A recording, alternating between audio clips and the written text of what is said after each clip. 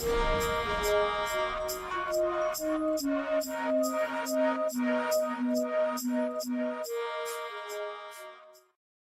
the name of Amen, the Supreme, the All-Powerful, the one and only true Lord, in Amen we trust as the Republic of Mentellect, the true 144,000 that's being gathered in this day and time, the real new covenant, that's NEW, the real new covenant for the future.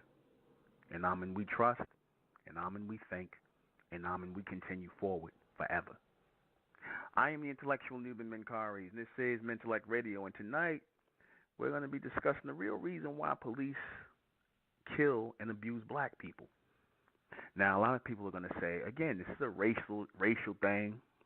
It's because of the color of my skin, the content of my character, the way my hair feel, my African, whatever, my African origins, slavery, all of the things that people throw up on the, in the air when they're trying to figure out why exactly does police brutality and abuse and killing of black people exist. And I'm going to dispel all of those myths about it being a racial thing. I'm going to dispel all of that. I'm going to dispel all of the slavery business and all that. Because I'm always the first one to say slavery is black people's fault. Slavery is black people's fault. Now, I know a lot of your so-called Pan-Africanists are going to hear this and they're going to get pissed off. I really don't care. They're going to get mad and say, how you going to blame the victim, brother? How you could side with the white man, you side, and you saying, slavery is our fault. How is slavery our fault? Well, if you listen with a logical ear, if you listen with a rational ear, void of emotion, then you will understand and comprehend where I'm going with this. Starting off with police brutality today. The word police is short for policy. Police is short for policy. Your police officers are your policy keepers of the law. They work for district attorneys. They are law enforcement officers, or overseers, as you say, law enforcement. All right? Now, when people are trying to put down a law and establish an order, the whole thing that they focus on is stomping out chaos and confusion. Right? The policy is set by the people that are being used or are the focal point of the enforcement. The policy is set by the people who are the focal point of the enforcement. What do I mean by that? What I mean is, based on how these people interact with each other, based on how they deal with each other, based on how they keep their communities, based on whether they are a real community, in fact, is how the policy enforcement officials are going to deal with you. They're going to deal with you as you deal with each other. So, and all that being said, black people set the tone for police brutality. Black people set the policy for police brutality. Black people set the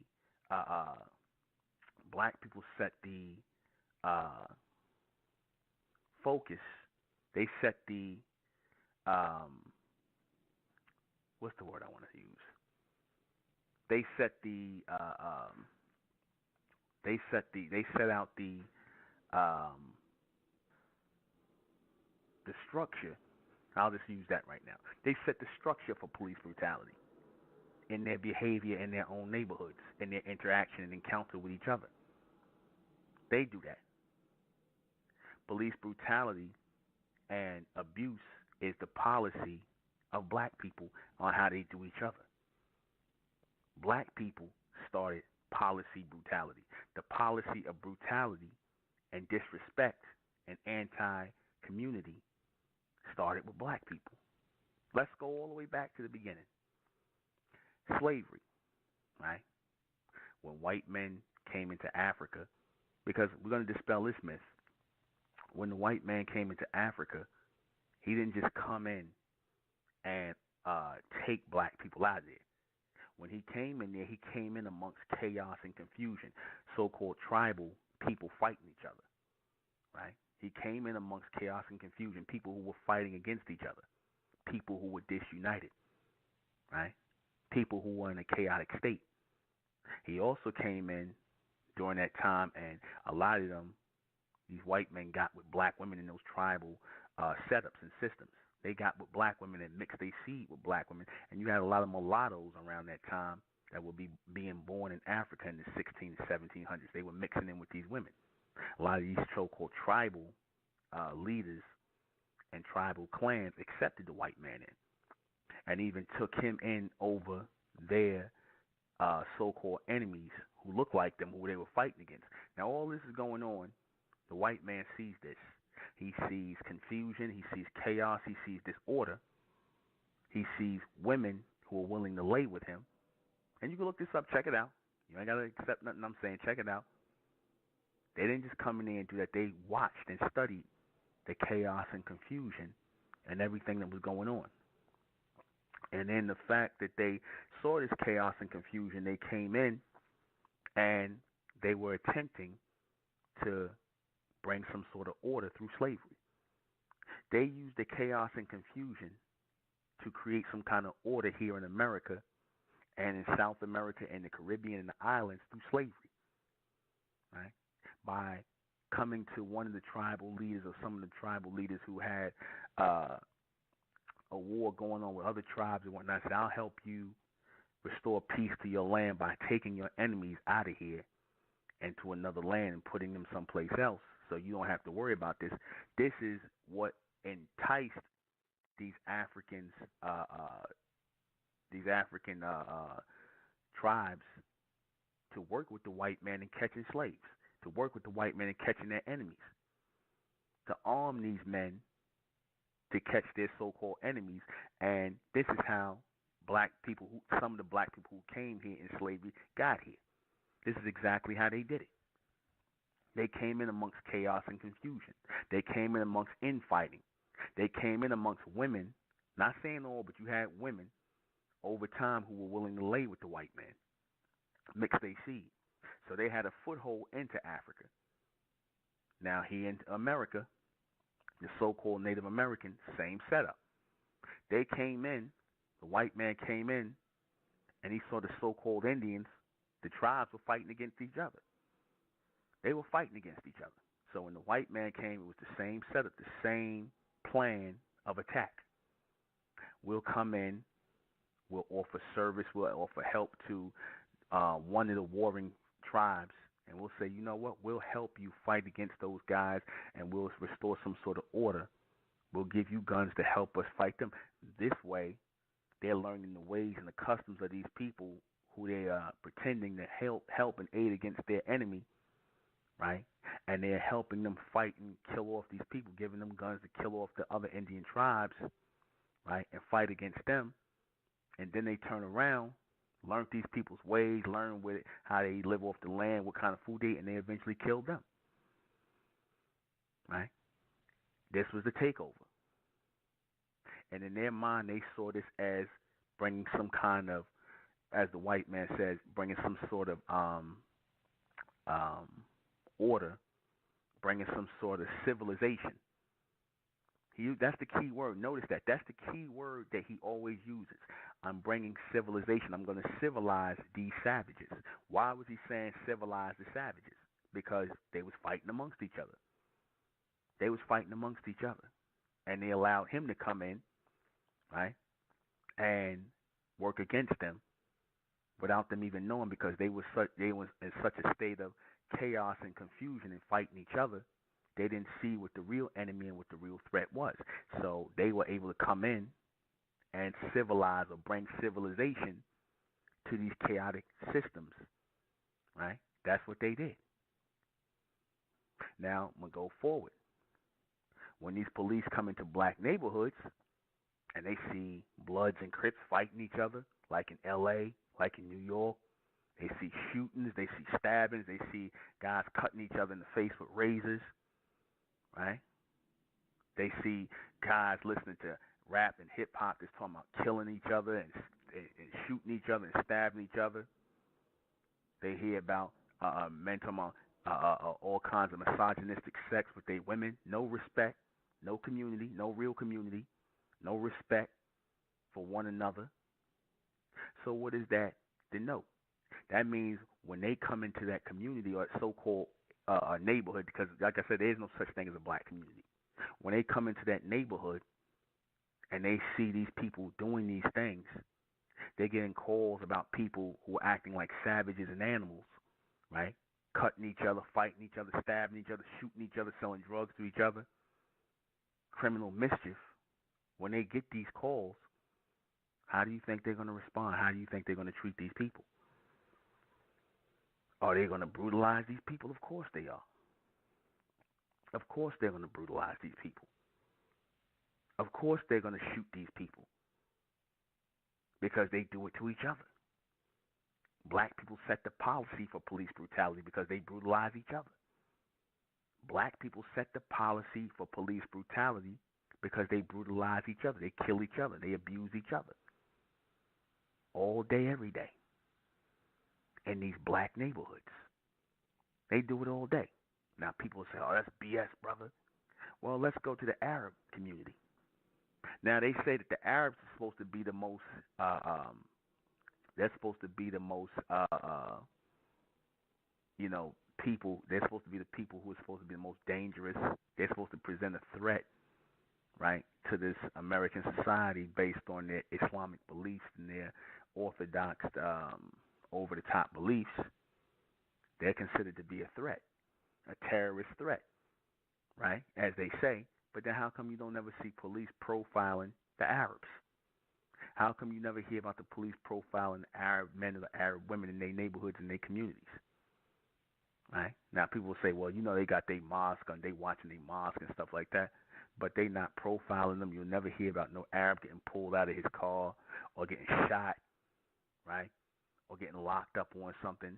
It's always black men. It's always black women now. You never hear about Arabs getting that happening to them. Why? Because in their communities, they actually have community. They're actually bonded by something. They don't disrespect each other. That is not the policy in their neighborhoods and their communities. It's not the policy. They have their mosque, right? They have their belief system, which is Islam, and they don't abuse each other. They don't brutalize each other. They're not shooting each other down. They have a real community. They are together, right? This is why the police deal with them respectfully as a community. You're not going to see them grabbing an Arab woman and patting her down and whatnot, and touching her in any kind of way, shape, or fashion. You're not going to see that because they don't do that to their women. They don't have music where they are disrespecting their women or disrespecting each other or talking about shooting each other. They don't listen to that kind of music. Now, they'll come in your so-called black neighborhoods and they'll listen to that kind of music because y'all around, but in their own neighborhoods, they listen to nice Arab music, nice Arab singing. They women, they have a real culture. They have a real community. They treat each other with respect. They've set the policy in their community. They've set the tone in their community that whenever law enforcement comes in their community, that they demand to be treated with respect because that's how they treat each other. They know, the police know they ain't got to come in there pulling guns and stuff like that. They know these people, as much as they claim that they are a terroristic threat, they know that these people are a real community. They got respect for themselves. So the police are going to follow that policy that these people set in dealing with themselves when they deal with these people. Go to the East Indians. The East Indians are just as dark as black people, right? With the exception of the straight hair, but they just as dark as black people. You ever hear about East Indians getting pulled over? You ever hear about East Indians getting frisked or abused and whatnot because of the color of their skin? No. You don't hear that. And you're not going to hear that. You know why? You're not going to hear that because the East Indians, again, same as the Arabs, they actually are a community. Their men don't have to worry about getting shot by each other or gang banged on or beat up or cut in the face or fighting or acting like savages. They don't do that with each other. So when the police are policing their neighborhood, are going through their neighborhood, they're not going through there with the mindset that they, are in the damn jungle somewhere, that they're in the war zone somewhere, that they might have to shoot somebody or kill somebody or beat somebody half to death. They don't think like that because that's not the vibration and tone and frequency that's put out in that community. They respect one another. They set the policy of respect amongst one another. Black people don't do that. Black people listen to ignorant, misogynistic music, and they live that out. They disrespect each other. They walk around their neighborhoods menacing each other, got menacing looks on their face like they're ready to fight any minute. Your mindset is, or these police mindset is, they don't give a damn about each other, so why should we give a damn about them? They don't care about killing each other, so why should we care about killing them? Same thing when they came across the Africans or the so-called Indians. They don't give a damn about killing each other. Look how they kill each other. So why should we care about killing them? They savages. They don't care about each other. They're savages. And this is what goes through these white police officers' minds. They mimic your behavior. The white man mimics your behavior. If he sees you being respectful toward each other, that you are a real community, then he's going to treat you as such. When they go into the so-called Jewish community, they don't do that. They don't go in there frisking no Jews or going and arresting any Jews. You know what they do? They call the rabbi, who's the head of the community, and they tell him that we're going to come in and we're going to look for this person, and he has to give the okay, right? Or they just inform him, and they're not coming in there aggressive. They're not coming in there beating on anybody. Not coming in there pulling no guns out. They're not doing that there because they know it's not necessary to do that there, because those people, those Jews, set a policy in their community. I'm talking about the Orthodox Jews. They set a policy in their community where there's a form of respect and real community. They're not making records where they talking about killing each other or shooting each other, calling each other kikes and things like that, or disrespecting their women. They're not doing that. They're not acting like savages. So the police don't got to go in there and worry about that or be beating on somebody and things like that. See, because when they do stuff like that, they do that because they're afraid that if they don't do that, you know, if they're not quick on the trigger, that violence that spills over amongst so-called black people is going to end up eventually spilling over to them, and they might get killed. They might get shot. They do that out of fear. They attack you out of fear. They beat you out of fear. They shoot you out of fear. It's all done out of fear. Not so much hate, but fear. Because you have no real community, meaning you have no real values. If you don't have a real community, you don't have no real values. You don't value life. If you allow people to sell drugs in your neighborhood, shoot up your neighborhoods, right? Run wild like savages, robbing and all this other stuff. If you allow all this kids running around with guns, shooting each other, gang banging and all this other stuff, if you allow this in your neighborhood, then you don't really value your way of living. You don't really value it. You set the policy and the tone for how you want your neighborhoods policed. If you live as if you are a real community, then they're going to show you respect as a community of people. But if you don't live that way, if that is not the order of the day that you live that way, then these people are going to treat you how you treat each other. Like I said, when they came across you in Africa, look at how y'all was acting. Look how the so-called Africans was acting. When they came over here into America, look how the so-called Native Americans was acting. They always come in a time of chaos, and this is how they're able to slither in, to sneak in, and bring some sort of order that works for them and works against you. They work within the realms of some sort of order or structure that works for them and works against you. Because when we are acting out of character, when we are not being that community-minded people, when we are not setting the tone on how we should be treated, how we should be dealt with, how we should deal with each other, then this type of thing happens. We set the policy, but black people set the policy for how they're treated. Now, like I said, I know a lot of black people don't want to hear that because black people don't like taking responsibility for nothing. They want to just believe, oh, see, we the victims, and they hate us, and this is why they doing this to us, and this, that. Case is fear. The case is your lack of respect for one another. That's the real case right there, why they treat you the way they do. The type of children you raise that go out into the world when they have to interact and encounter with these people. This is why they do what they do. This is why they treat you the way they treat you. And this is going to continue. All the marching in the world, all the protesting, all the going to Washington, D.C., going to Congress, going to Senate, talking to the president, is not going to change that until you're ready to change ourselves, until you are ready to change the policies in your neighborhood and become a community of people, a real community of people that's standing for, of, and by something that is waiting for change and are going to change your attitudes, because you have to change on the inside in order for change to take place on the outside. What does the inside represent? The inside represents the formation of a real community and a people with a moral compass, a true understanding of law and order amongst your community, a true brotherhood, a true sisterhood, a real community. That has to happen in order for these things to stop happening. That has to happen. Now, again, I know a lot of black people ain't trying to hear that. Black people ain't trying to hear that. They're not trying to hear what I'm saying.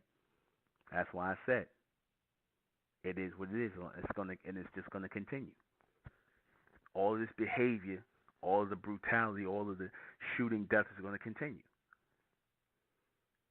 It will continue until, like I said, this is finally admitted that a real community of people are going to be respected. They're going to be dealt with a whole different way. They're going to be dealt with a totally different way. I give another example of this. The Nation of Islam brothers. Rarely do they run into problems with police. Rarely do they run into problems with police. Because the police know them. They dress a certain kind of way. They have a real community. They know their teachings. They know what these people advocate. And basically, you know, once you get past all the other stuff, it's still basically an organization where people have respect for one another, act as a real community, and they see this and they like, you know what, when we come across these people, we're going to treat them because they are people who are a civilized people. They are a people who are a thinking people, a people who are community-minded people. So that's how they're going to deal with the Muslims when they come across them. But you regular Negroes out in the hoods and in the streets, they're going to deal with you any kind of way. That's men and women. And those of you who stay associated with these people, you're going to be dealt with the same way. When I say you're associated, when you co-sign on all of the foolishness and stupidity that black people do in the society, yet you got an issue with police brutality, but you ain't got an issue with gang banging, drug dealing, and all kind of other madness that goes on in your neighborhood, all kind of chaotic nonsense that goes on in your neighborhood. You don't got no problem with that. But you got a problem with police brutality. You got a problem with police shooting you down. You ain't got a problem with you shooting each other down, right? You got no problem with that. You know, you ain't going to speak out against that. The so-called conscious community ain't going to say nothing about that. All they want to talk about is F the police. That's a typical emotional response that never gets any real solution to it. Those typical emotional responses are given by irresponsible people, people who don't want to take responsibility for their own actions. Because like I said, the minute you start telling black people it's your fault, from day one, where the white man came amongst your people and did what they did, it's your fault. You understand? For how you was dealing with each other, it's your fault. They don't want to hear that. Oh man, he's trying to blame the victim. This is exactly why you're going to continue to be victims, because you want to be victims. You want to be victims. You want to be on your knees as victims. This is why you're going to continue to be victims. You're never going to be the victors. You're never going to be the people that's standing up.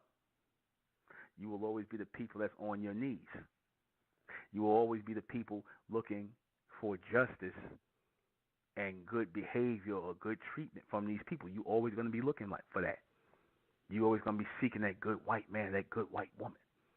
You're always going to be seeking that good cop. Or when something happens, you're always going to be complaining about the police. But then you turn around and something happens in your house, well, you call the police. You call 911. If something goes on in your house that you can't get control of, whether your boyfriend jumping on you and attacking you, or your woman jumping on you and attacking you and they acting like savages, or whatever the case may be, your son, somebody, he done went crazy, lost his mind, you got to call the police, right? You can't call brothers in the neighborhood who could put a restraining order on him, could restrain him and stop him from tearing up the house, whatever the case may be, or hurting his mother. You ain't got no brothers to call, because y'all don't think like that. You don't have any brothers to call.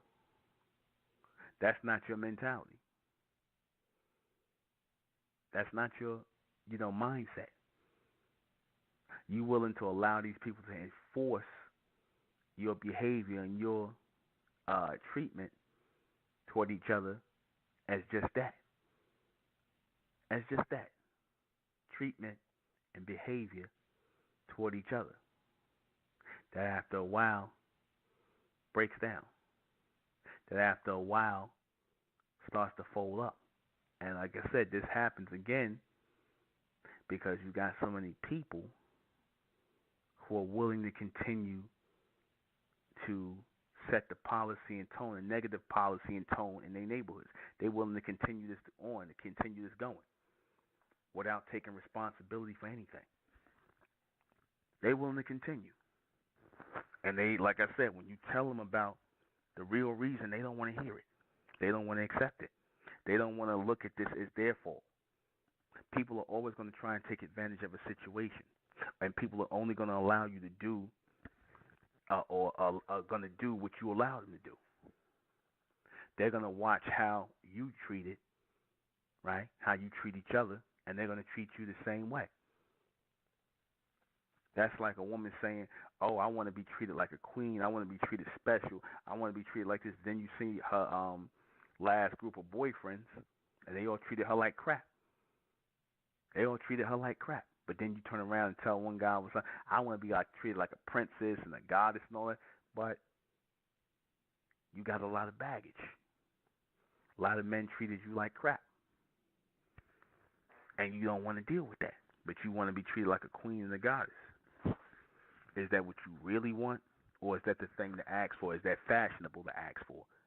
You know what I'm saying? Because, like I said, you ask for that supposedly, but in reality, what you really want is what you call an alpha male, a guy who has no real aspiration of, doing right by you, by the community, nothing.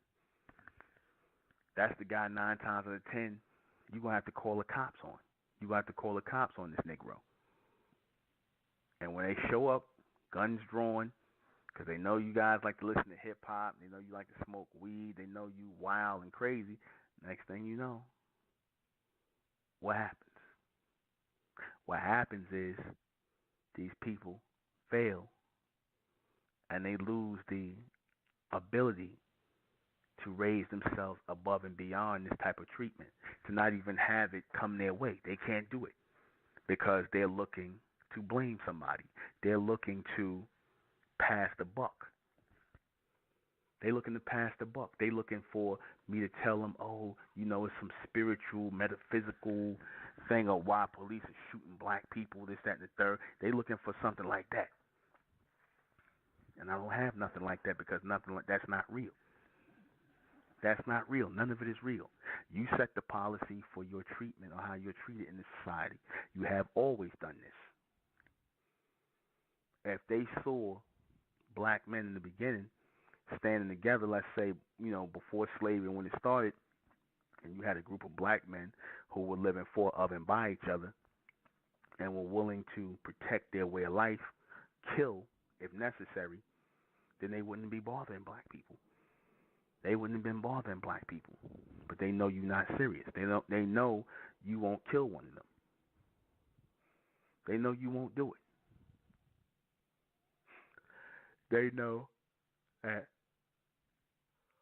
you won't stand up and set a new policy in motion about how you treat one another. You're not doing that. You would rather continue on the old way, right?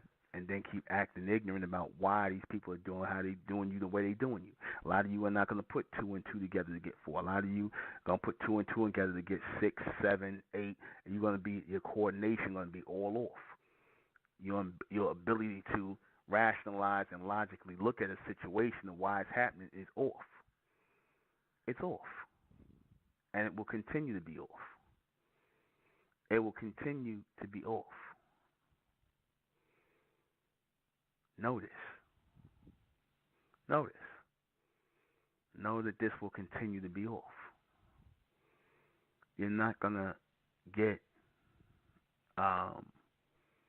people who are going to respect what it is that you're doing. You're not going to get that because you don't respect what you're doing. You don't respect yourselves. This is a generation lost. So if the white man feels like, if they feel as though you've already set a policy in motion on how you deal with each other, they're going to follow that policy out.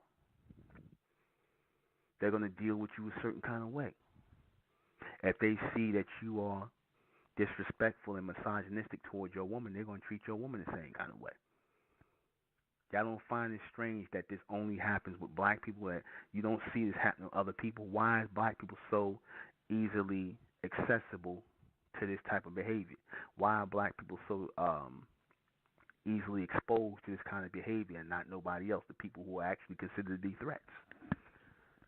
Because, like I said, no other group of people, no other race of people, no other culture of people set an abusive policy within the race like black people. Nobody else does that. Nobody else sets that abusive policy in place like black people. Nobody keeps this thing going. Like I said, black people are the biggest supporters of white supremacy. Not white people, black people. They keep it up on their back. Just like they keep up police brutality. Because like I said, upon listening to this broadcast, they're not going to say, I'm trying to increase the peace in the hood and I'm trying to make us to become a real community. Because you already know that's not going to happen. The majority are not trying to hear that. They like their individualism and they like being against each other or hating on each other or whatever they say. They don't want to change. They don't want to change. They happy being niggas. And they happy being treated that way by each other. So don't be surprised when the police treat you that way, treat your woman that way. Don't be surprised. Because it always comes back. It always comes back in some way, shape, or form. And when it comes back, when it comes to bite you in the ass, this kind of behavior that you've been doing when these police come and blow you away, choke you out, and all these other things, understand what it's about. Understand why this is being done. Understand that you are directly linked to this. Your behavior, your interaction with each other set the policy for all others on how they're going to deal with you. Until you're ready to accept that, then don't even talk about police brutality. Stop getting all mad and bent out of shape and emotional when a black person get killed. Don't talk about it. Don't talk about it. Because you got to care first. You have to care first. If you don't care first, nobody else is going to care. That's the reality.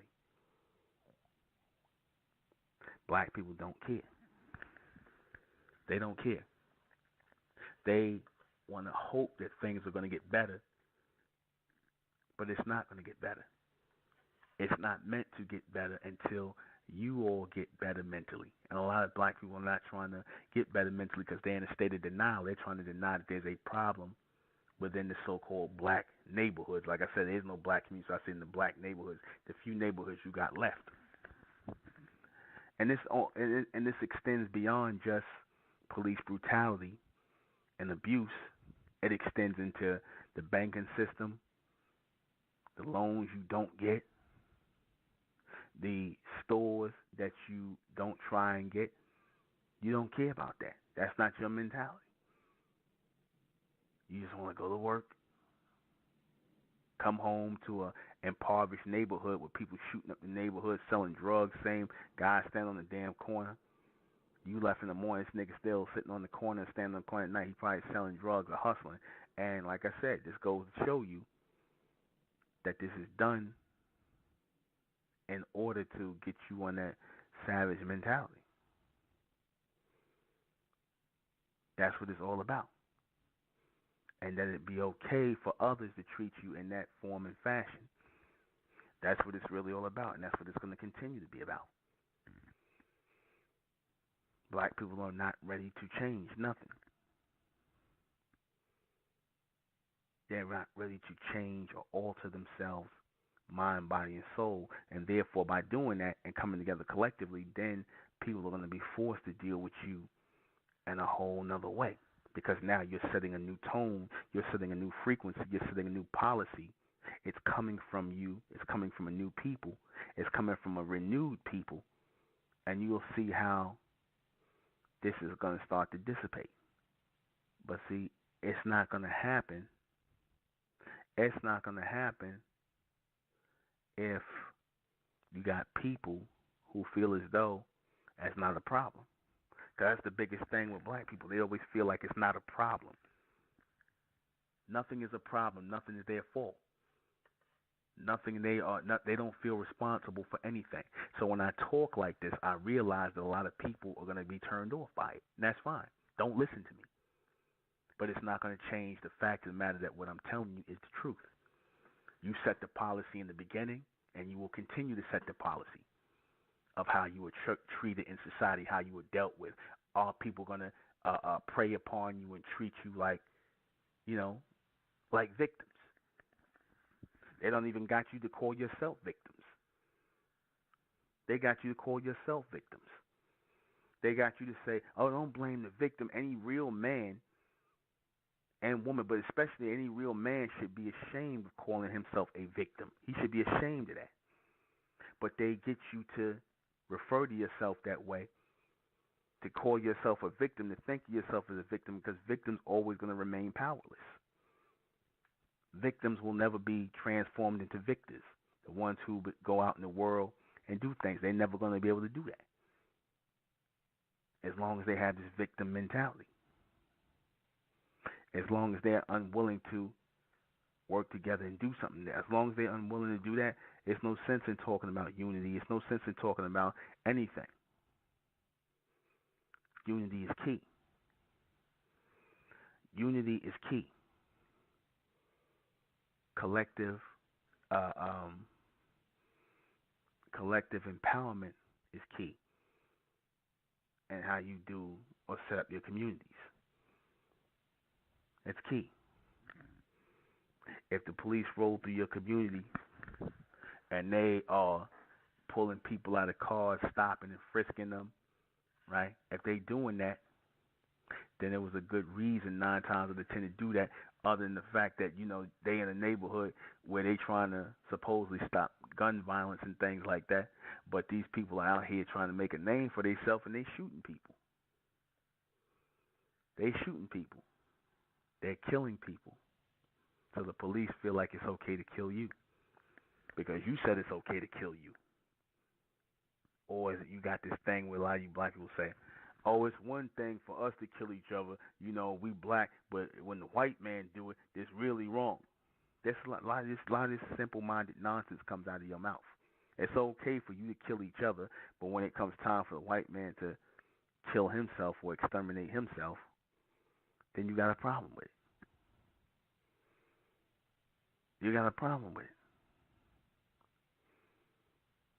And know that in order to do away with this problem, you have to form this community and deal with each other in a totally different way. Like I said, we already know black people ain't willing to do what it takes to stop this brutality.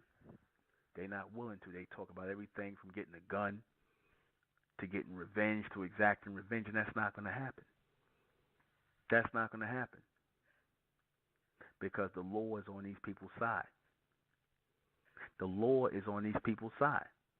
All you come in with is chaos and confusion. Because I said it's not about the revolution that you start now. It's about what takes place after the revolution is over, after the people are dead in the streets, after you done went through your little emotional rants and tirades about police brutality.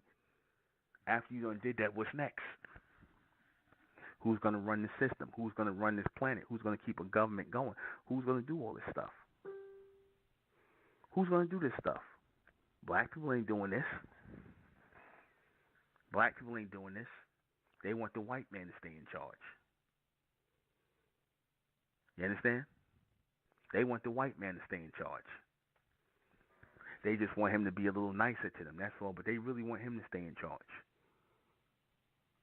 They can't see themselves in charge. They can't see themselves coming together collectively. They can't see that. So this works for them to keep people separated, to keep people, uh, um, to keep people in a state of destruction. Right? They aid you along in that. That's why, like I said, if you notice, they always going to produce this ignorant rap music that they know you guys are consuming like cotton candy. It's not even going to understand. You're going to keep consuming and consuming and consuming it. Then eventually, like I said, as you keep consuming,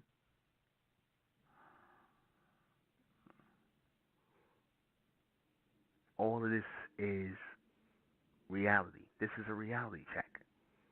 This is all a reality check. If our people don't see this, then like I said, you have nobody to blame but yourself. This is all a reality check. Now tell it to your Black Lives Matter.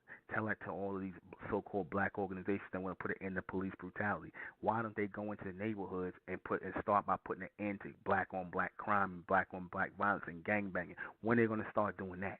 Because that's where you start to alter this interaction or this bad interaction with the police. This is how you start altering that. When you get people to start being proud of their communities and proud of each other and supporting each other and standing for of and by each other, that's when you're going to start to see people dissipate with that nonsense, and they're going to dissipate with all that foolishness and stupidity. They're going to dissipate. They're going to just disappear. They're going to just disappear. Never to be heard from, seen again. Our people have a chance to build something greater, to build something on another level, as far as a community that will be respected, that will be upheld just like any other community, and we will not see this violence and these attacks. Black people, like I said, you get attacked because you attack each other.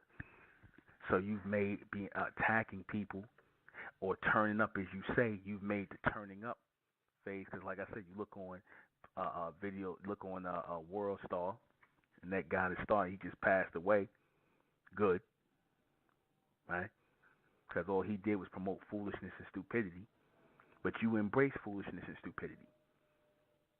Black people have been taught to embrace this foolishness and stupidity. So when you embrace foolishness and stupidity, you become a marked target. You become marked for death. When you embrace that. When you, by your everyday living, the people who are policing your neighborhoods, who are going through there in the cars, they're watching everything you do. They're getting calls from women who are calling the police on their baby daddy. They're getting calls from young guys, people calling about young guys fighting and stabbing and shooting each other. They're getting all these calls. And they thinking to themselves, these people are a bunch of damn savages. They're a bunch of savages. Just like how the white man did when he went into Africa, when he came over into America and he found the so-called native and he saw the so-called Africans fighting amongst each other. That was his mentality. These people are savages. That's where he came up with that thing. We're going to civilize these savages. We're going to give them a good Christian, religious doctrine, right? This is the whole thing laid out. They're always going to come in with their mindset is to bring order to chaos. And if it means a few people got to die, then that's what it is. That's what it is. If that's how they feel about it. If people have to die in order for there to be order brought to chaos and confusion, and they people who are chaotic and confused, then so be it. That's how they feel about it. Because in their mind, when they blowing you away, when they killing black men, when they choking out black women, they feel as though they are alleviating or getting rid of a threat. They're getting rid of chaotic people. They're getting rid of savages. That's their mentality. That's why they do it. They feel as though they are upholding the law by ridding the world of you. You understand that? This is what they feel. And when they, they thinking about, oh, these guys, they listen to this hip hop. You know, I'm talking about kill a nigga, shoot a nigga, stab a nigga, nigga die, nigga fast, die, nigga slow, whatever. You know, bitch, hoe, bitch. You sound like savages. You sound like and act like savages. So if I encounter a savage, somebody who I determine or deem to be a savage, if I encounter people who don't care about their communities, who don't care about each other, who don't care about nothing, if I encounter these kind of people, what am I supposed to do? What would I do as a police officer if I encountered these kind of people? What am I supposed to do? Am I supposed to take these people seriously and talk to them and, you know, and dialogue with them and try to, you know, deal with them with what as they say, the velvet glove or with soft gloves, and, you know, or am I going to, you know, because that's not how they deal with each other. That's not how they deal with each other. So why am I going to deal with you that way? If I deal with you that way, I might turn my back and think you guys are real nice guys, and I might get shot, right, or stabbed.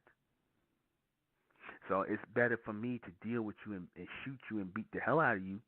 So now it invokes and sparks fear in you. So I know that I don't have to deal with foolishness and stupidity. I know I don't have to deal with that. I don't have to deal with savagery. I don't have to deal with savagery. I know that these people are only going to be at a certain limit in their thinking. I'm going to take a call. 646. Yeah, good night, Nuben. Good night. How you doing? I'm all right. It's Shakar, man. Okay, brother. How you doing? I'm doing great. First, let me just say, class yesterday was excellent. Thank you so much for sharing with us. You're welcome. You're welcome. Spread that out there. Spread it out there. Let them know class is much different than on the radio. Class yeah, is absolutely much different. Yeah. There's a lot more clarity, and when you get that, when you get those amount of people together on the same mind, that's where the power is. Yes, indeed. Mm-hmm. So that's why the community is so important, because you have to be gathered in the same place with the same mind in order for the power to come in truly. Mm-hmm. Exactly. But I think that only the brightest among us are going to get that. Mm-hmm. And I don't know if you're going to talk about this in the second half, but I just wanted to add on to what you were saying. Like, everything that you're saying is absolutely right and exact, and it's obvious, you know, that the people that are demonstrating and displaying those types of acts and behaviors, it's obvious that they're savage. But there's a level of savagery that's a little more subtle, and I don't know if you're going to touch on this on the second half, but anyone who identifies themselves as black has a mental disorder. It doesn't matter if you're the most educated or the most uneducated black. It doesn't matter if you're the ones calling each other bitches and hoes or not. It doesn't matter if you're the ones doing random acts of violence or not. Just the simple fact that you identify with the blackness shows a level of ignorance. And you have these uppity type black people that think they're so educated that they're beyond the savagery. That's a level of savagery in itself, because you don't even know who you truly are, and the more you think that you're separating from your blackness, that's the more you try to identify with your whiteness, which is all really the same thing, and it's still another level of savagery and neglecting who you are. Exactly. The last comment I want to make is, I never really studied the conscious community, because that's a whole load of BS in itself. And the reason why it's successful in itself and it's not really successful in making any changes from the black people is because that's their audience. It's all a show. I'm starting to think that all of this shit is a show. Excuse my French, but it's all a show. It's like if I'm an entertainer, you're going to pay me to put on a show. And that's all it really is. I mean, the churches, same thing. It's just a show. You're paying somebody to get up there and entertain you, make you feel good for a little while, and make you feel like, you know, you're doing something good. Mm-hmm. Exactly. It's like yesterday when that lady was acting up in class. She was upset because I didn't put on a show. I was actually working to raise the minds of you all collectively, and she wanted to hear Phil Valentine. She wanted to, she wanted to forget her issues and her problems. She wanted to, like what you do when you go to a concert or a show or a movie or one of the conscious gatherings. They want to forget their, mental flaws and, their problems and things like that. They want to forget all of these things, and they want to lose themselves in Egypt, whether it's in Egypt, whether it's on Sirius A or Sirius B or on another planet. They want to lose themselves. They don't want to deal with that. So I made us look at ourselves in order to Right. extend ourselves. That and she couldn't deal with that. I'm not gonna lie. When I first started listening to Mental, I had some issues with what I was dealing with within myself. Like I call it residual blackness, So it's some emotional attachment to the blackness that we were all conditioned in, and then when you begin to speak about it, it's almost like banging on a lion's cage, because the lion can't get out, but inside the specific words that you choose, the specific way that you say it, it's designed to only seek out the brightest of us that can actually look in the mirror and say, you know what, I mean that I need to divorce. And this is a part of me that I've been working to divorce my entire life, and I'm so glad that there are other people out here who think as I do, who wants to hold themselves to a higher standard, who sets the expectation within themselves, who knows that it is I who have to go out here and improve myself so that I can be any good to any kind of collective or any kind of community. Exactly. But I don't think that any black people have the capacity to do any of that. No, and the majority of them don't. That's why we had to, break off and become the bright race, because the black race, they are in a perpetual tailspin to destruction. They're going to keep revisiting their problems and issues, be it racism, police brutality. They're going to keep revisiting these things because they don't want to deal with the real problem, which is themselves. They don't want to deal with that. Yeah, I agree, man. I that's all I wanted to say. I got that off my chest. Thank you for letting me speak. No problem, brother. All right. Thanks for calling in. We're going to take a little bit of a break. We'll be right back. And we are back.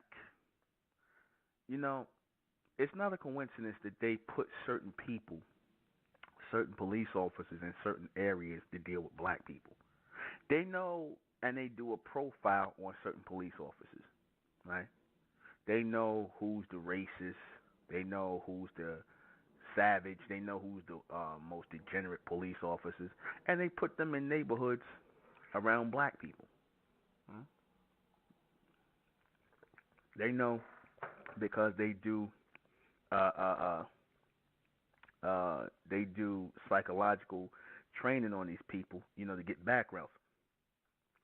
They do this, and they're gonna take those people. They're not gonna take the nice. They're not gonna take the nice people and put them in the black neighborhoods, in the ghettos, as they say. They're not gonna put them in the.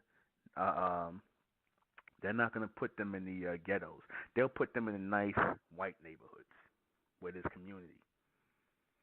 They'll put them where there's community. They'll make sure that these people are not going to have to encounter these people who have these racist, antisocial behavioral patterns. They're going to put the people with the worst behavioral and antisocial patterns amongst people who have the worst behavioral and antisocial patterns, because, like anything, if you put people in those kind of areas, nice people, the bad people are going to eat them alive. They're going to eat them alive. They're going to eat those people alive. They're going to run all over those people. They're going to take advantage. So they're going to put a savage around other savages. Right? They're going to put a savage around other savages.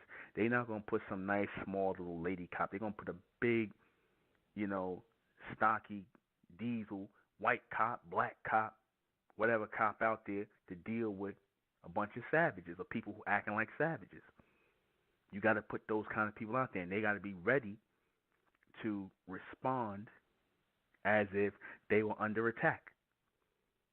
They got to be ready to respond as if they're under attack. They got to be ready to shoot, to kill, beat, maim, brutalize, because they in an environment, in an area where people are doing that.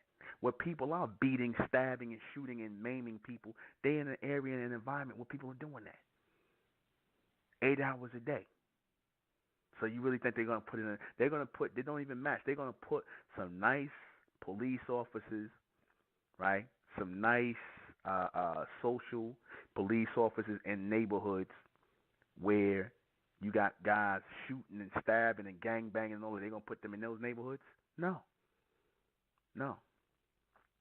They're going to put the guys in there who damn near are really nothing but gang bangers with badges them damn selves. They're a bunch of gang bangers, probably undercover Klan members. They're going to put them in neighborhoods like that. That makes sense to deal with those kind of people. You understand? That makes sense.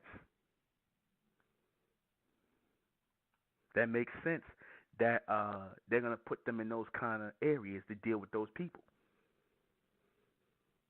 What else would they do? What else would make sense? What else would make sense other than that? So this is a reflection of us. Police brutality is a reflection of us, of the ugliness of black people toward each other. I'm going to say it again. Police brutality is a reflection of the ugliness of black people toward each other.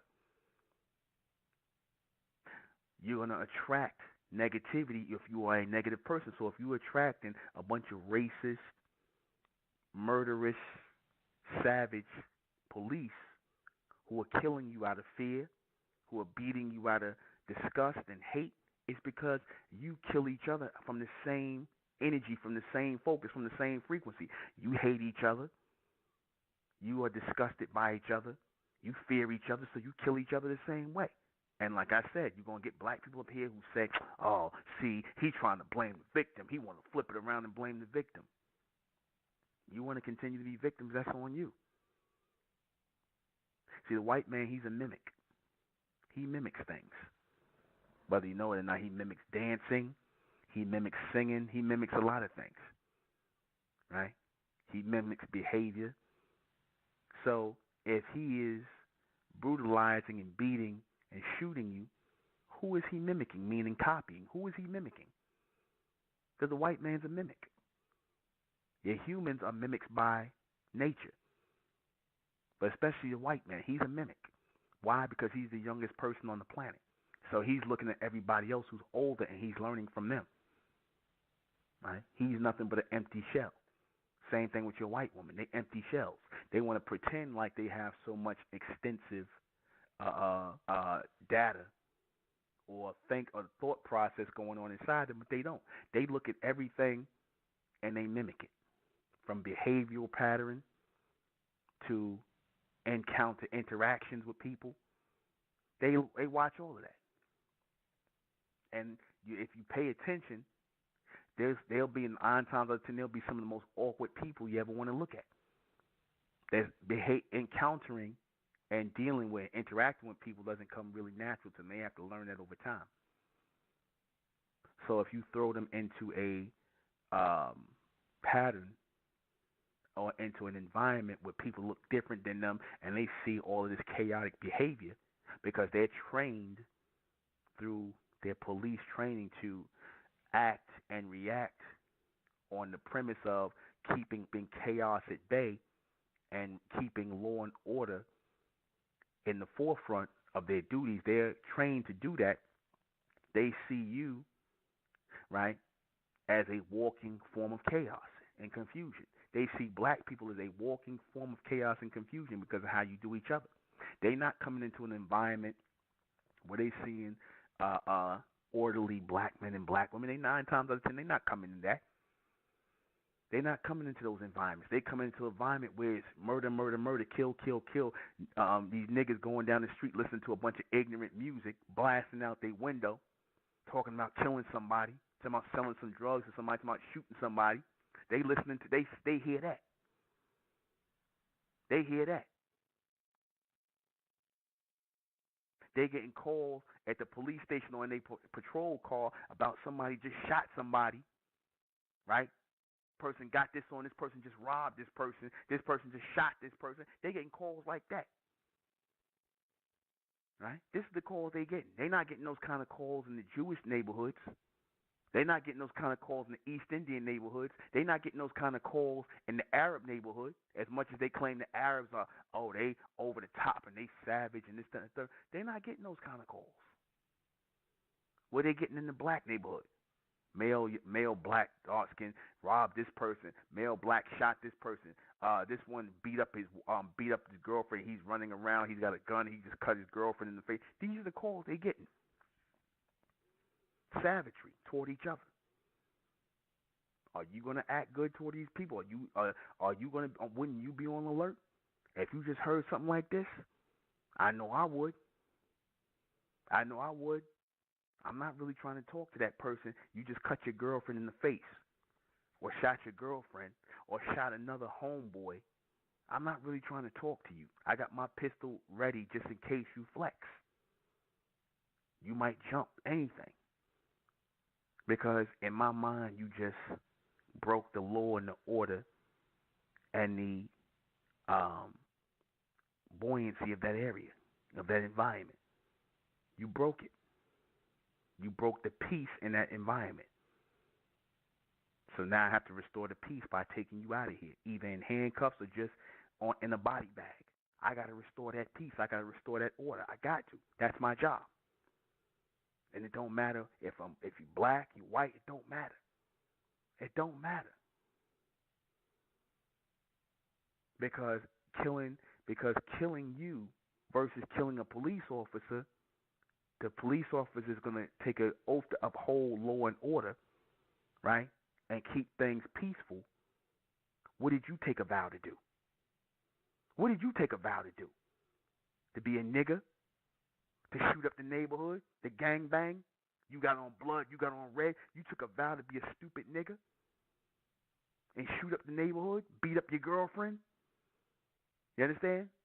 Slice each other in the face. That's the vow you took to cause chaos and confusion. And then when the police put a bullet in your ass, then you mad. You want to get black all of a sudden. F the police. You want to get mad.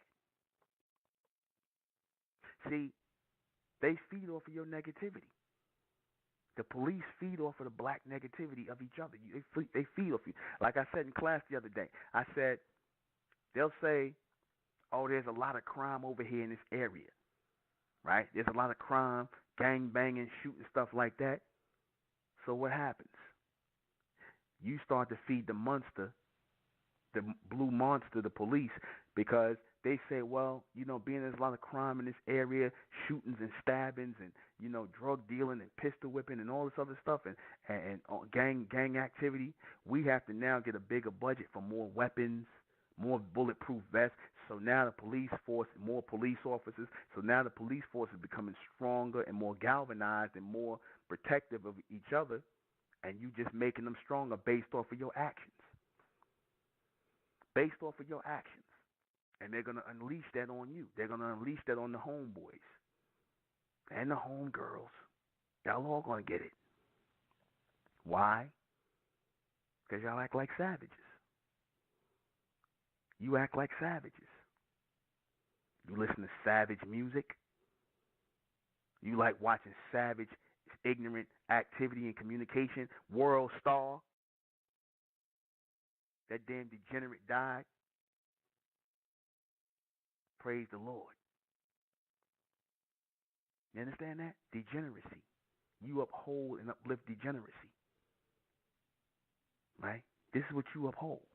This is what you want to cherish. This is what you want to big up. Degeneracy, all kinds of foolishness and stupidity. This is what you want to. This is what you want to embrace. Because, like I said before, I told the brothers in class, I said, if the police were gone, if the police are gone, what are we gonna do? What would we do without police? I said, it's gonna be chaos, and they agreed. Without the police, if the white man was going tomorrow, the white police, the system, the structure, the stuff, it's gonna be chaos.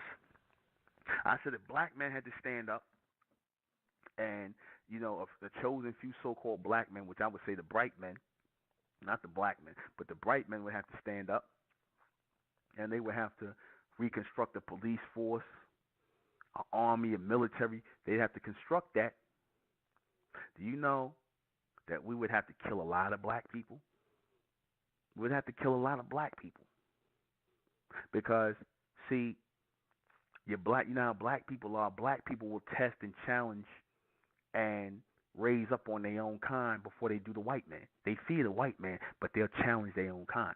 So I said, if we did get rid of the white man, we did get rid of the system that's in effect right now, we'd have to kill a whole lot of people. If so-called the bright men took over, we'd have to kill a whole lot of black people.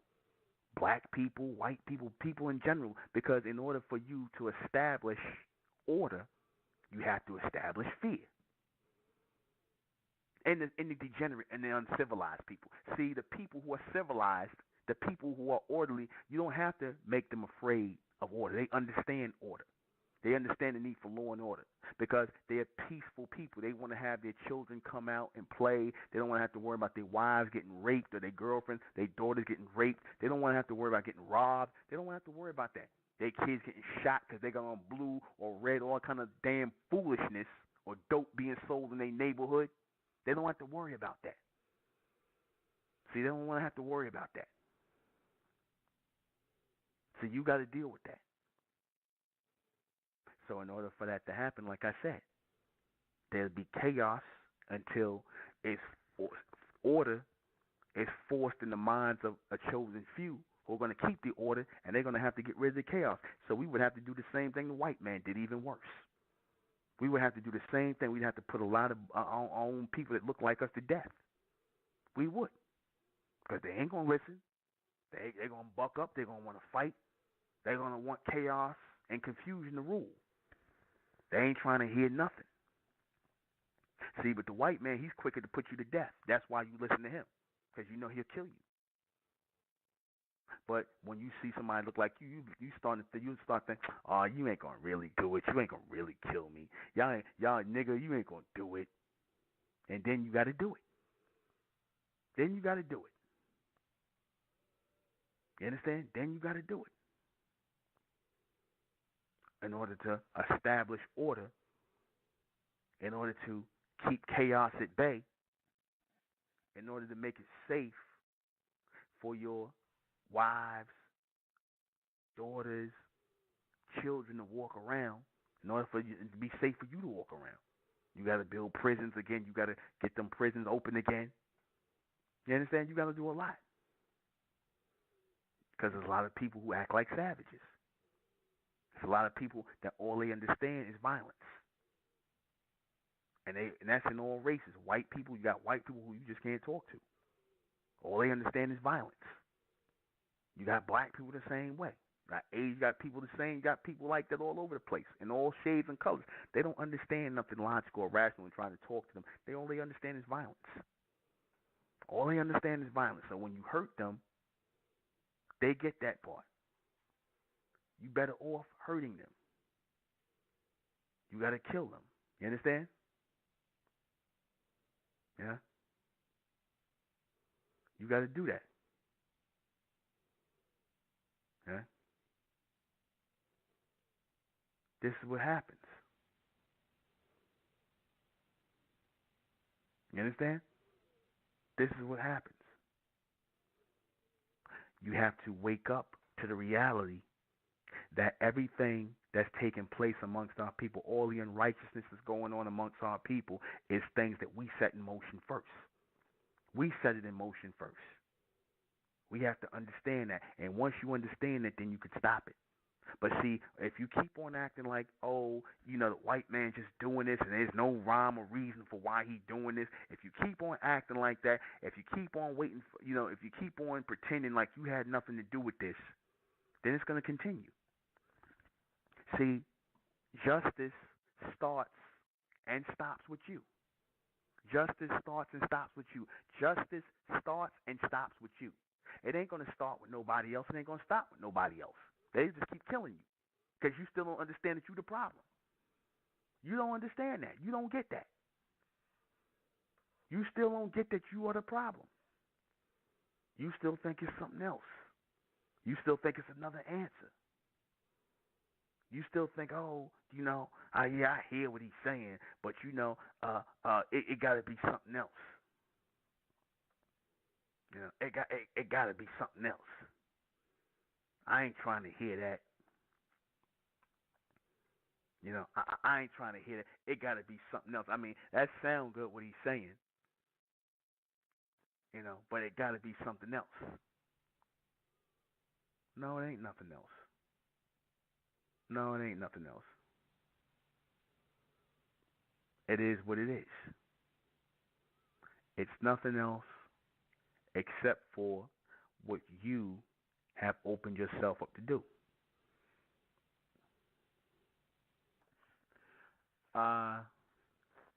And forming a new community, we are attempting to alleviate this issue because, in all actuality, we should be the ones keeping law and order. We should be the ones keeping law and order, on a greater level, on a much higher level than the police officers. We should be the ones keeping law and order on a much greater level than anybody. We should be keeping that law and order, that supreme law and order. We should be living on a higher code of conduct and a higher way of life and community. This is what we should be doing. This is what we're supposed to be doing. We're not supposed to be acting out of character. We're not supposed to be against the law and the order of anything. We're supposed to be the ones maintaining the law and the order. We're supposed to be the ones maintaining the law and the order, not acting against it, not acting out against it. We should be the ones maintaining it. And if we are not maintaining the law and the order, if we are not going to maintain the peace in our communities, if we are not going to raise our children in a peaceful environment, in a protective environment, in a communal environment, then we deserve everything we get. Black people deserve everything they get. If you're not going to educate your children and build schools for your children yourself, then you deserve the bad education that your children get at the hands of other people. You deserve it. If you're not going to police your own neighborhoods, give a damn about your own neighborhoods, not allow people to sell crack and drugs and heroin and dope, all this stuff in your neighborhoods, not come together as real men and real women to protect your neighborhoods, or at least separate from those who don't have that mindset. If that is not your mindset, if you just like whatever, then you deserve whatever.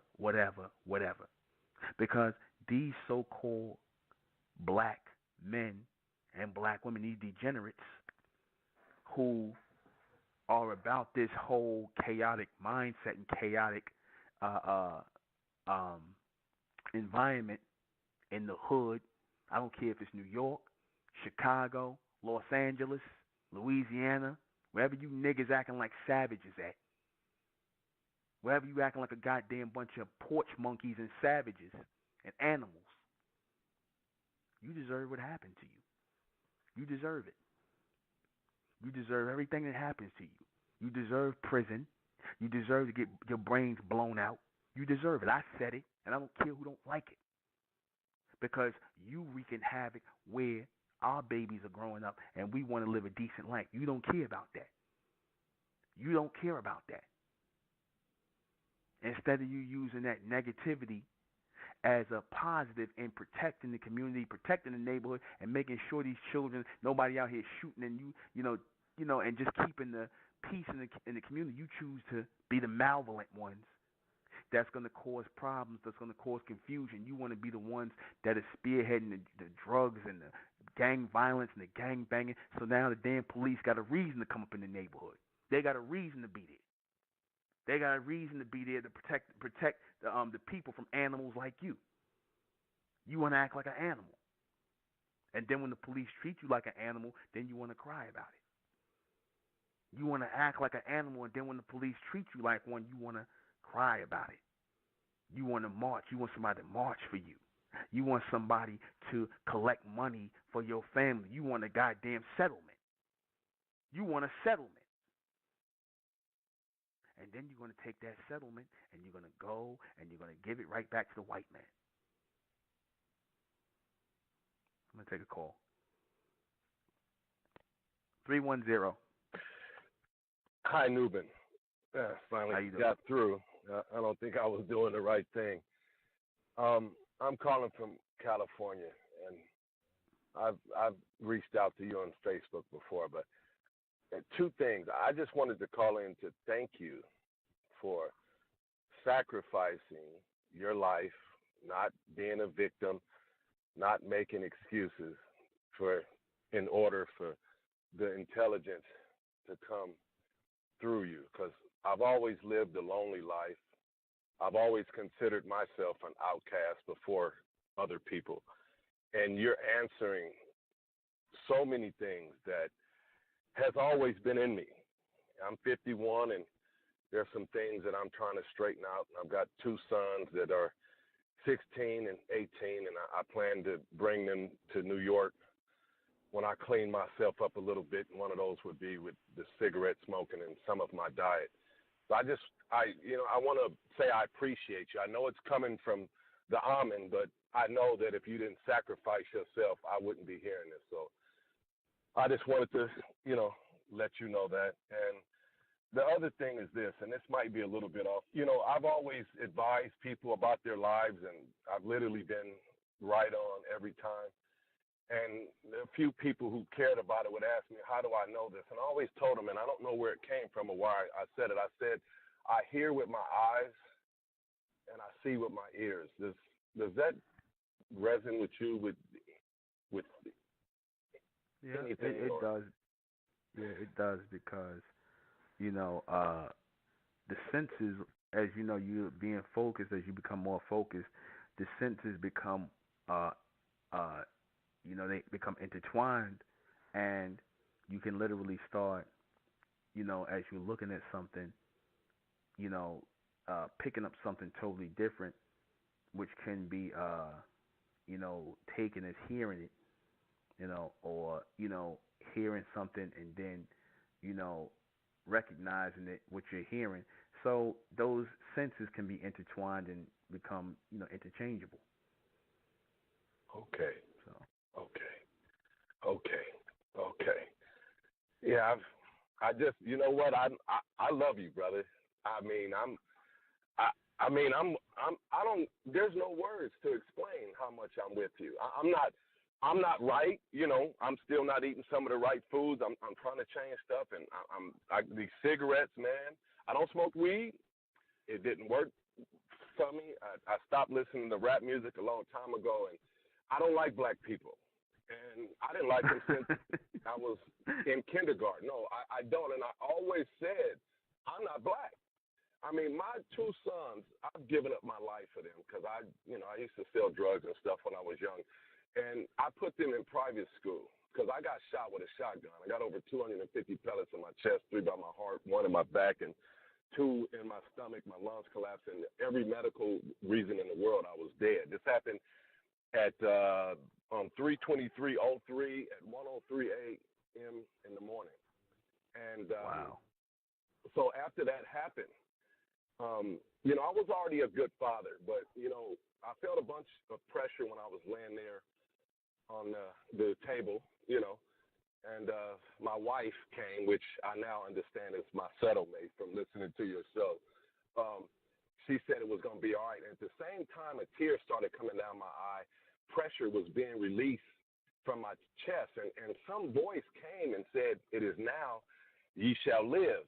So through this event, it hurt me financially. I moved back to California because I was in Texas at that time, and I was able to put my kids in private school. And I put them in white schools, and I put them in white schools because I believe that character is what blacks are missing a whole bunch of. So I've always taught them, that. So I said if I put them in a good black school, they're still going to pick up on this negative vibe stuff from the music, from maybe the way the parents are to raise them. So I put them in.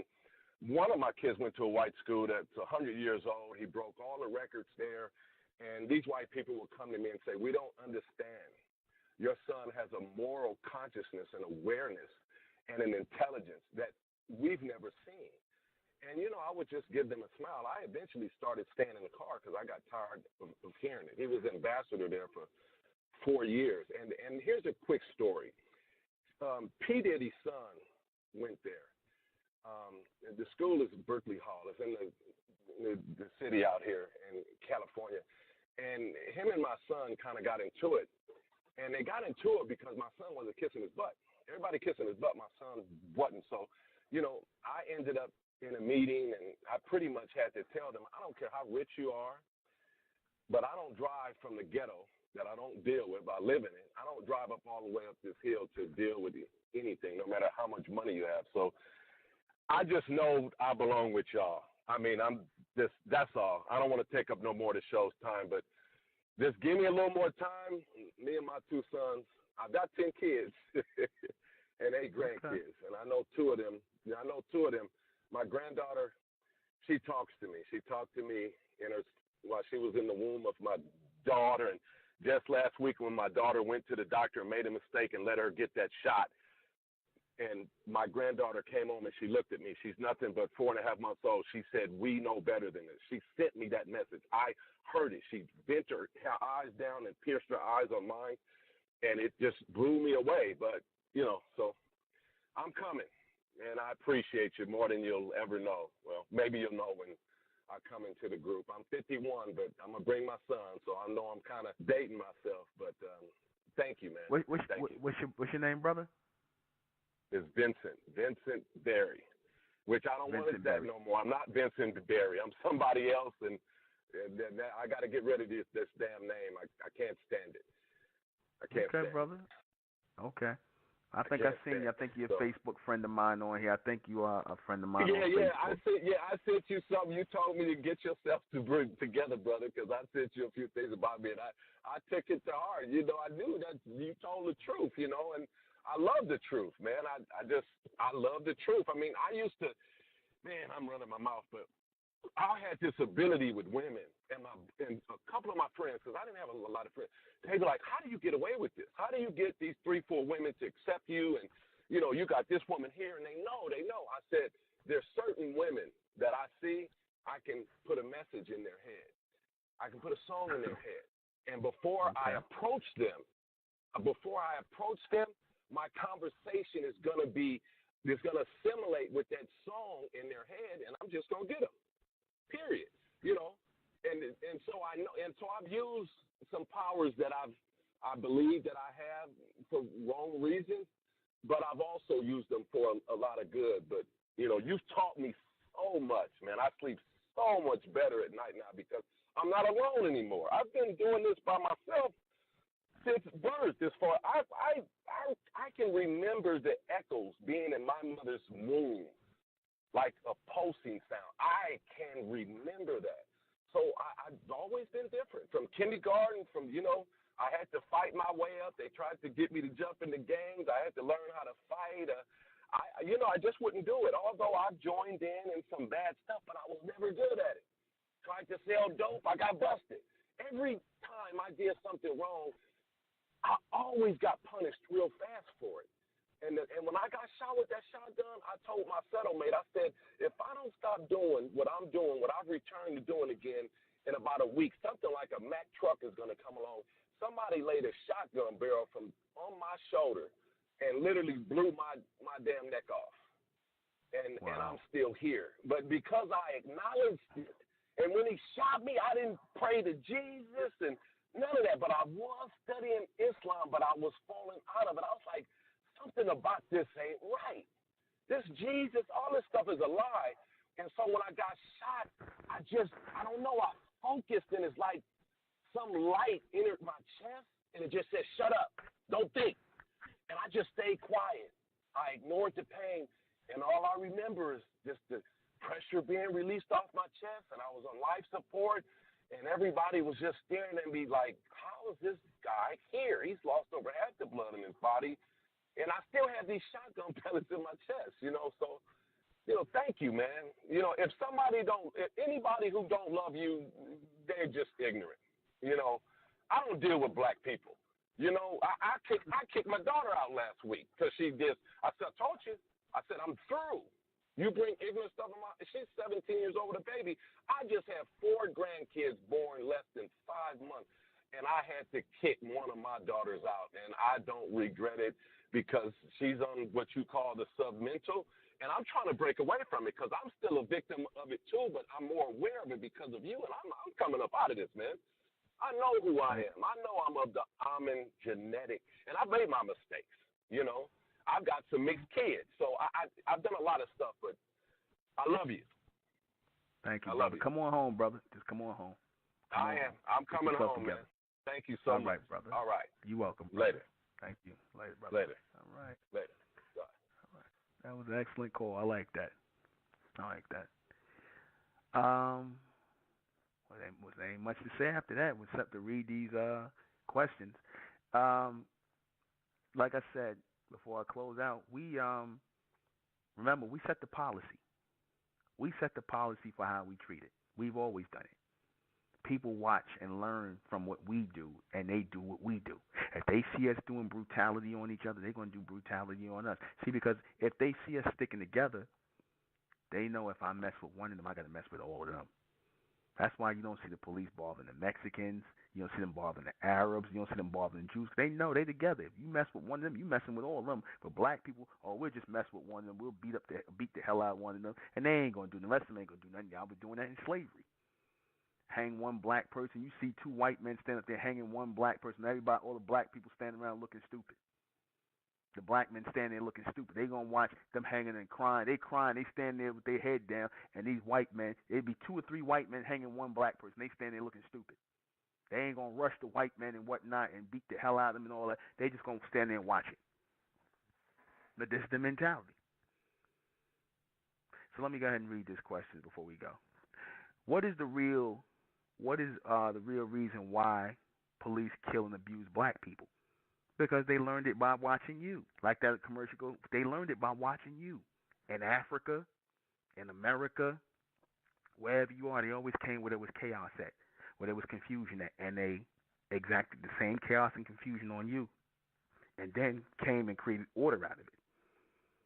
The same abuse and chaos you did to each other, they did it to you, and then created order. Like I said, the policies in your neighborhoods, the police, the policy holders, the policy keepers of the district attorney, of the mayor and all of them, they watching and they doing exactly how you do. They deal with you how you deal with each other. Brutally. Deadly.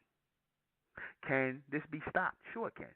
But black people ain't willing to do what it takes to stop it, and that means you would have to become a real community. A real community. You would have to drop all your differences, right? Start standing up for and by each other and cleaning yourselves up.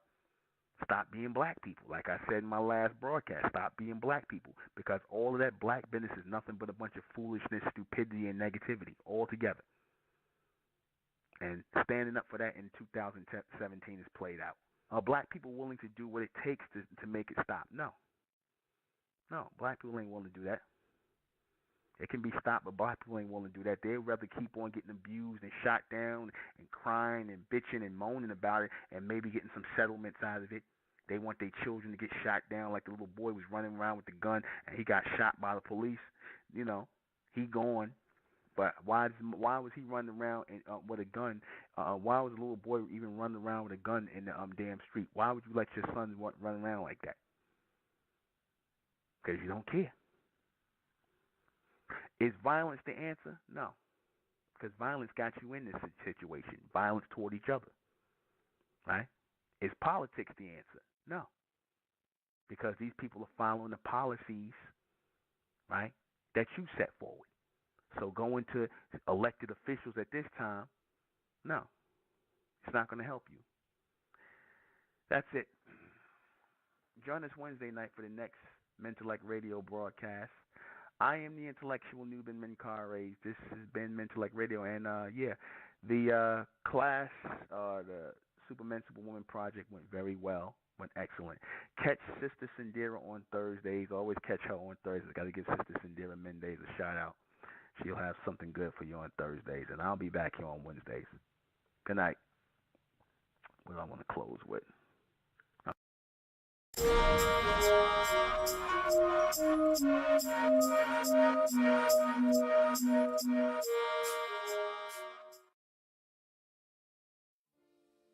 It's the Republic of Mentellect, rising out the black race to the white race, out the black race to the white race. It's the Republic of Mentellect, black race to the white race. If it's hell, I'm in, then it's hell us. They tried everything just to spell us. Fed us religion, gave us fake gods. Through all of that, we beat the odds. Now we coming together under one flag. Colors red, gold, and blue. Superman, Superwoman, that's me and you. The infinite capabilities that